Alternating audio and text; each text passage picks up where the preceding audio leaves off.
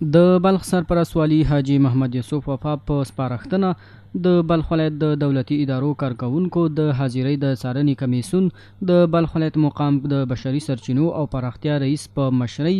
اصلاحاتو اداري امیر اطلاعات او فرهنګ ریاست د استازو په ګډون د احصایي او معلوماتو ریاست او د جودیزي قبایلو او د کاستر امریت څخه لیدنه او ارزونه وکړه او هم د مامورینو د حاضریو کنټرول وکړ. په لومړیو کې د بلخ ولایت مقام د بشري سرچینو او پراختیا رئیس چې یادو مسؤلینو ملتیا کوله د احصایي او معلوماتو ریاست او د کاستر امریت شعبو څخه لیدنه او د حاضریو کنټرول ترسره کړ. د دې ترڅنګ د هرې شعبې له مسؤل سره د دوی د ورځنیو دندو په اړه خبرې اترې وکړي او په یو شمېر برخو کې ټولو ته سپارښتنه وکړه چې باید د خپلو دندو په وخت کې غفلت ونه کړي، د ولس خدمت شپه او ورځ ترسره کړي. د دې ترڅنګ د احصایي او معلوماتو ریاست څخه غوښتنه وکړه ترڅو د یاد ولایت د ولس لپاره د تذکرو په جوړولو کې اسانتیاوي رامنځته کړي. وروسته د بلخ د احصایي او معلوماتو ریاست مسؤلین وویل چې بلخ ولایت کې د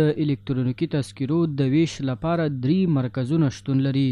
او د ټول افغانستان په سطح یوازینی ولایت دی چې د چټکو خدماتو په لړ کې لومړنی مقام لري. همدارنګه زیاته کړه په تیر 1401 کال کې 1 لک کاغذي او 1.5 لک الکترونیکي تذکرې ویشلي، د همدې له لارې 40 میلیونه افغاني عواید لاسته راوړي. ورپسې د جیودیزي او کدستر امنیت مسؤلین ویل چې دا د اداري مکلفیتونه دي چې د ځمکو د حدودو معلومول، د غصب شوو ځمکو معلومول، د غیر رسمي ښارګوټو په نښه کول چې تر اوسه پورې 104 غیر رسمي ښارګوټي معلومات شریک کړي چې تر اوسه پورې 104 غیر رسمي ښارګوټو معلومات شریک کړي او د 3,12,000 جریبه غصب شوو ځمکو څخه 12,000 جریبه ځمکه له غصب څخه خلاصه کړي. د دې ترڅنګ یادو مسؤلینو د خپلو په وروستیو کې د کارکونکو د حاضرۍ څارنه او ارزونه، د خدماتو وړاندې کولو او د کارونو پیاوړتیا په برخه کې یو تر ټولو مهم ګام یاد کړ.